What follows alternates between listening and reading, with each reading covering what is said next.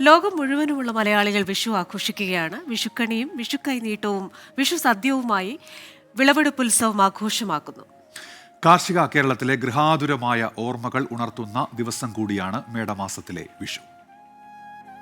ധാന്യവും കൊന്നപ്പൂവും വെള്ളരിക്കയും ചെപ്പും സ്വർണവും കണ്ണാടിയും വസ്ത്രവും കണിത്താലം. നിലവിളക്കിന്റെ വെളിച്ചത്തിൽ കൃഷ്ണവിഗ്രഹവും കണിക്കൊന്നയും വിളവെടുത്ത കണിവെള്ളരിയും പഴങ്ങളും കണി കണ്ടുണരുന്ന പ്രഭാതം. നീലവാനിലെ കോണിൽ പെരുമീനുദിക്കുമ്പോൾ താലവും തയ്യാറാക്കി നിന്നിടും വധൂടികൾ. വിഷുവമെന്നാൽ തുല്യമായതെന്നർത്ഥം. രാവും പകലും തുല്യമായി വരുമ്പോൾ വിഷു ആഘോഷം.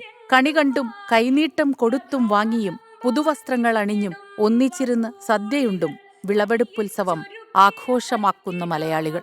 തേച്ചൊരുക്കിയ ഓട്ടുരുളിയിൽ അരിയും നെല്ലും അലക്കിയ മുണ്ടും പൊന്നും വാൽക്കണ്ണാടിയും കണിവെള്ളരിയും കണിക്കൊന്നയും പഴുത്ത അടയ്ക്കയും വെറ്റിലയും കൺമഷി ചാന്ത് സിന്ദൂരം നാരങ്ങ കിഴക്കോട്ട് തിരിയിട്ട് കത്തിച്ച നിലവിളക്കും നാളികേരപ്പാതിയും ശ്രീകൃഷ്ണന്റെ വിഗ്രഹവും വച്ചാണ് വിഷുക്കണി ഒരുക്കുക.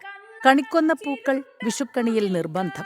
കത്തിച്ച ചന്ദനത്തിരിയും വെള്ളം നിറച്ച ഓട്ടുകിണ്ടിയും പുതിയ കസവുമുണ്ടും അടുത്തുണ്ടാകണമെന്നാണ് വിശ്വാസം. കലയെ പൂജൂടിച്ച നിൻകരങ്ങളിൽ നിന്നേ പുലരൂ. കണി കണ്ടതിനുശേഷം ഗൃഹനാഥൻ കുടുംബാംഗങ്ങൾക്ക് വിഷുക്കൈനീട്ടം നൽകുന്നു. ഓണം വിരിപ്പ് കൃഷിയുമായി ബന്ധപ്പെട്ടാണെങ്കിൽ വിഷു വേനൽ പച്ചക്കറി വിളകളുമായി ബന്ധപ്പെട്ടാണ് ആചരിക്കുന്നത്. വിഷുസദ്യയ്ക്ക് മുൻപായി നിലമുഴുതുമറിച്ച് ചാലിടിയിൽ നടത്തുന്നു.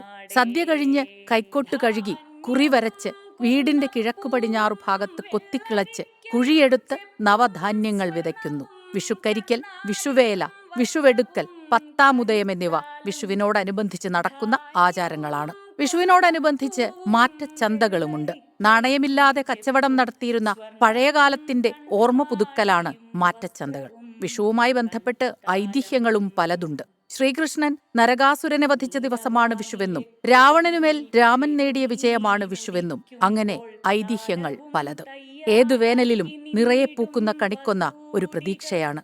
കഷ്ടതയുടെ കാലം മാറി സമൃദ്ധിയുടെ, ഐശ്വര്യത്തിന്റെ, സമാധാനത്തിന്റെ പുലരിക്കായുള്ള പ്രതീക്ഷ.